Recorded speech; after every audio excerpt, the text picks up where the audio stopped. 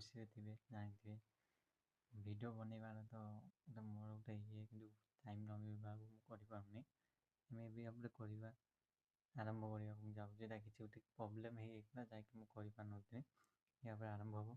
କାହିଁକିନା ଆଜି ମୁଁ କହୁଛି ସକାଳୁ ଆପଣ ଉଠିଲେ ଆମେ କ'ଣ କରନ୍ତି?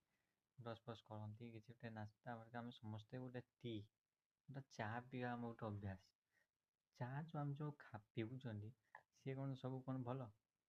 ଏ ଆମକୁ ଭୋକ ମାରି ଦେଉଛି, ଆମେ ଜାଣିଛନ୍ତି। କିନ୍ତୁ ଆମର ଏମିତି ଗୋଟେ ଜିନିଷ ଅଛି ଯେ ଚାକୁ ଆମେ ଖାଇବା ଦ୍ୱାରା ସିଏ ହେଉଛି କ'ଣ ଆମର ମାନେ ବିଭିନ୍ନ ପ୍ରକାର କାମ କରୁଛି, ଭୋକ ମାରିବାର ନାହିଁ। ଇଏ ହେଲା ଯାହାକି ଜବରଦସ୍ତ ମେଡ଼ିସିନ୍ ଗୋଟେ ହେଉଛି ହର୍ବାଲ୍ ଟି। ହର୍ବାଲ୍ ଟି ଏମିତି ଗୋଟେ ଜିନିଷ ଯାହାକି ଆମେ କାହାକୁ କହି ବି ପାରିବାନି ଯେ ଆପଣ ଥରେ ଏଠି ୟୁଜ୍ କରୁଛନ୍ତି ତାକୁ ବାରମ୍ବାର ୟୁଜ୍ କରିବେ। ହର୍ବାଲ୍ ଟି, ଆର୍ଗିୟମ୍ ଟି ଏସବୁ ରହିଛି। କାରଣ ଇଏ ଯେଉଁ ଯଦି ଆମେ ଚା ପିଇବା ଦ୍ୱାରା ଯେଉଁ ଚା ପିଇନା ଭୋକ ମାରିଗଲେ ଆମର ଦେହ ମାନେ କ'ଣ ଭୋକ ମାରିଗଲେ କ'ଣ ହେବ? ରୋଗ ହେବ, ଗ୍ୟାସ୍ ପ୍ରୋବ୍ଲେମ୍ ହେବ, ଗ୍ୟାସ୍ ଏସିଡ଼ିଟି ହେଲା ସବୁ କିଛି ହେବ। ଏତେ ଜିନିଷ କରିବା ପାଇଁ ଆମେ ଟାଇମ୍ କେମିତି? ମେଡ଼ିସିନ୍ ଆମେ ଖାଇବା ଯଦି ଆମେ ଯଦି ଠିକ୍ ସଚେତନ ନ ହେବା ଖାଇବା କାହିଁକି? ତେଣୁ ହର୍ବାଲ୍ ଟି ଏମିତି ଗୋଟେ ଜିନିଷ ଯାହାକି ତା ସହିତ ଆମେ ଜାଣିବା କ'ଣ ସେ ବ୍ୟବହାର ମିଶିଛି। ଆମେ ତ ସବୁ ଚା ପିଉଛନ୍ତି ସେସବୁ ଯାହାକି ଖାଲି ଯେଉଁ ଚା ପତି ରହୁଛି, ଯେଉଁଟା ଆସାମରେ ଆମର ରହୁଛି ଚା ଚାଷ ହେଉଛି, ଚା ଚାଷ ହେଉଛି। କିନ୍ତୁ ଏଥିରେ କ'ଣ ମିଶିଛି? ବନସ୍ପତି, ବାଳୁମୂଳ, ବ୍ରାହ୍ମୀ, ତୁଳସୀ, ତେଜପତ୍ର, ଡାଲଚିନି, ଶୁଣ୍ଠି, ଲାଲ ଚନ୍ଦନ, ଗୁଜୁରାତି, ଗନ୍ଧମାଳ, ଗୁଲମରିଚ, ଚାକୁଣ୍ଡା, ଅଗା ଘାସ, ମାନେ ଅଶ୍ୱଗନ୍ଧା, ଗୋଲମରିଚ, ଶୁଣ୍ଠି, ନିମ୍ବ ଏସବୁ ରହିଛି।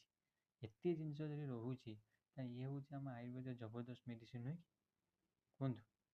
ଯଦି ହୁଏ ତାହେଲେ ଆମେ ତାକୁ ଖାଇବା ଦ୍ୱାରା ଆମର କ'ଣ କାର୍ଯ୍ୟକାରିତା ହେବ?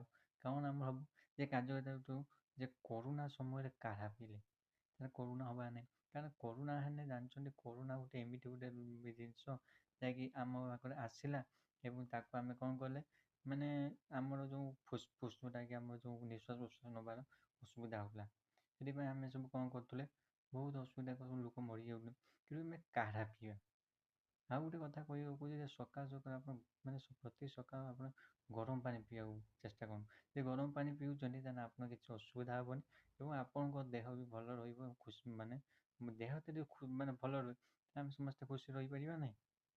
କୁହନ୍ତୁ ଦର୍ଶକମାନେ। ଏବଂ ତା କାର୍ଯ୍ୟକାରିତା ଗୁଡ଼ିକ କ'ଣ? ଯେ ରୋଗ ପ୍ରତିରୋଧ ଶକ୍ତି ବଢ଼େଇବ। ଆଉ କ'ଣ କରିବ?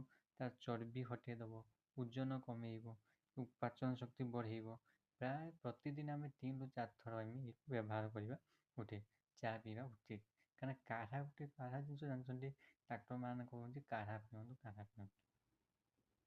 ଧନ୍ୟବାଦ।